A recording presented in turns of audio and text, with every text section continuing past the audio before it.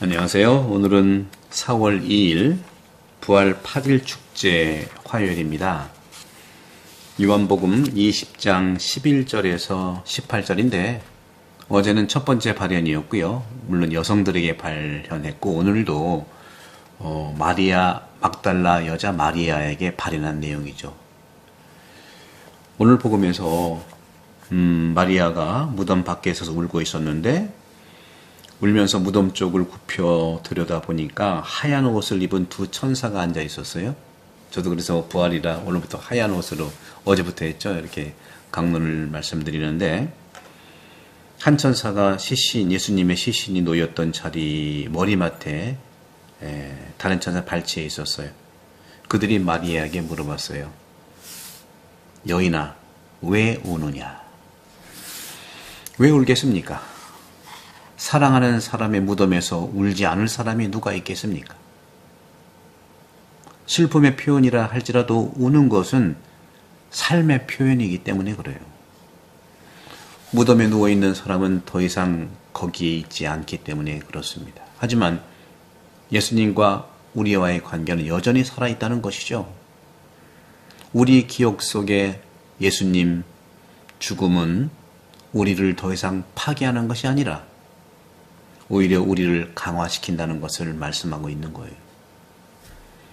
어머니의 무덤에서 아들은 어머니가 한 일이나 말을 마치 그 자리에 있는 것처럼 기억되잖아요. 우리는 죽은 사람을 우리가 살고 있는 곳 근처에 묻잖아요. 그죠? 우리나라는 좀 다르지만 서양은 마을 안에, 성당 안에 바로 가까이에서 묻어요. 우리는 산에 멀리 가잖아요. 마치 살아있을 때, 그들이 살아있을 때 그랬던 것처럼 그들을 가까이 두고 자주 방문하고 대화하고 싶어서 그런 것 같아요. 죽은 사람은 우리들에게 특별한 상황에 놓여져 있죠. 함께 살지 않지만 동시에 함께 살고 있는 거예요. 우리는 그들과 진정 대화를 나누고 소통을 하고 있는 거예요. 죽은 사람과 어떻게 대화할 수 있느냐?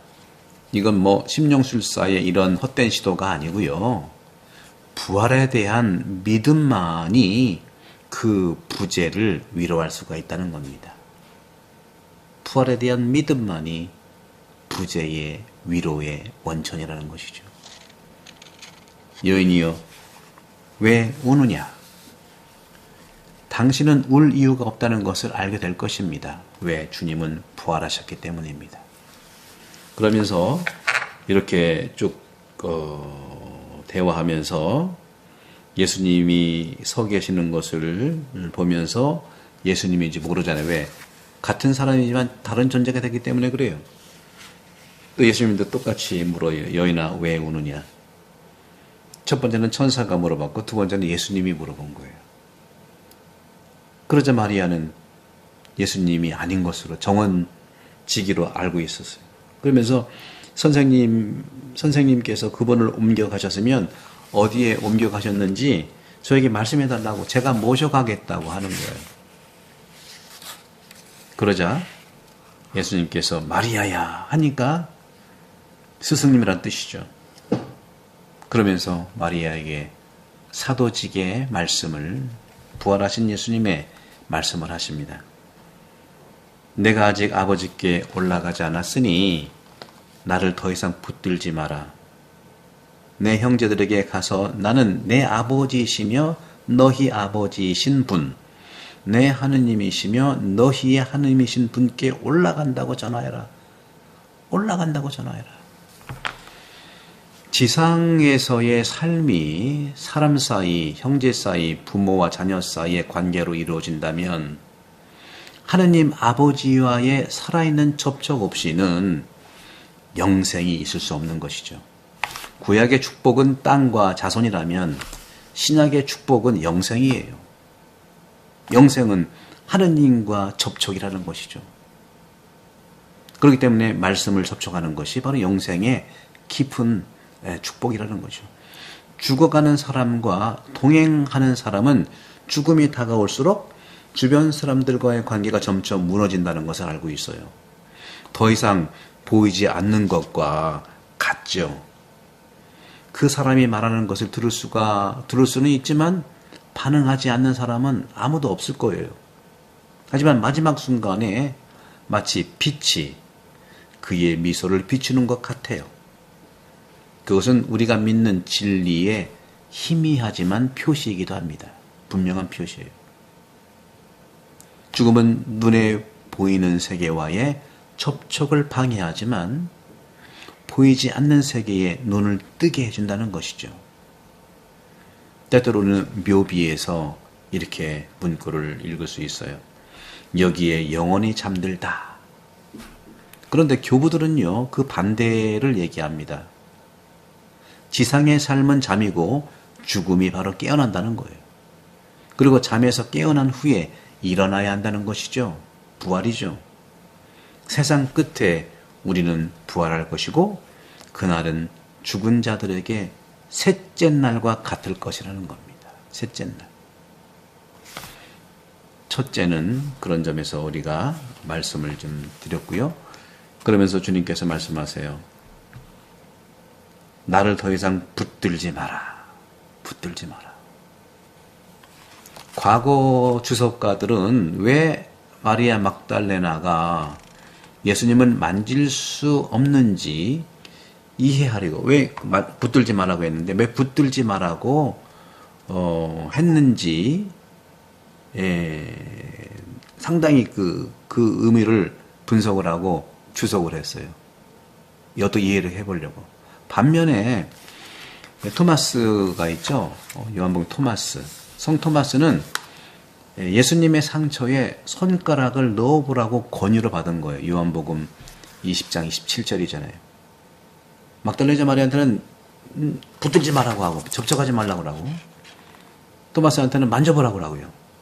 아마도 마리아 막달레나의 감정은 여전히 너무 혼란스럽고 영적인 것이 아니었을 거예요. 우리는 영적인 것과 육적인 것의 구별이 참 어렵습니다. 영적인 것이 육적인 것 같기도 하고 육적인 것이 영적인 것 같기도 하고 그렇기 때문에 최근 번역에서 이 문제를 해결하지 이제 이해할 수 있는 부분들을 본다면 그런 점에서 이 본문 헬라어 붙들지 마라, 만지지 마라, 붙잡지 마라 이 그리스 말 동사는 캅토마이라고 하는 캅토마이라고 하는 이 오늘 복음에 더 이상 붙들지 마라의 히람 말 그리스 말 동사인데 캅토마이 이 캅토마이라는 동사는요 문자로 보게 되면은 보유하다, 가지고 있다 그런 의미예요. 그래서 이 보유하다라는 의미를 하는데 이것은 바로 그리스도께서 마리아에게 자신을 붙잡지 말고 오히려 가서 네가 본 것을 마리아 네가 본 것을 사도들에게 알리라는 요청이었죠. 붙들지 말라는 것이 인간의 연민 그런 것도 있을 수 있겠지만 더 중요한 것은 떠나라는 거예요. 가라. 하지만 다른 번역 즉 정확하지 않은 번역조차도 영적인 영성가들에게 아름다운 성찰의 기회를 제공한 것도 이 부분이기도 합니다. 그런 점에서 부활하신 그리스도께서는 육체적인 것과 비교할 수 없는 실체라는 것이죠. 육체와 영체가 같이 들어가 있는 거. 그러니까 같은 예수님이지만 다른 존재라는 것은 예수님이 다가왔지만 못 알아보는 거. 하지만 대화하니까 알아보는 거. 또 제자들이 모였을 때 쑥 들어왔다가 쑥 나가고 또 갈릴리로 가시고 영적인 것과 육적인 것이 같이 속해 있기 때문에 그런 것이죠. 예수님이 부활 전에는 육체라고 할 수 있겠지만 부활한 다음에 영체입니다. 우리 몸도 물질적 몸이냐 영적인 몸이냐의 차이죠. 성령의 영감을 받아서 성경에 기록된 이 경험의 말씀은 우리가 어떻게 이해할 수 있을까? 바로 하느님의 말씀.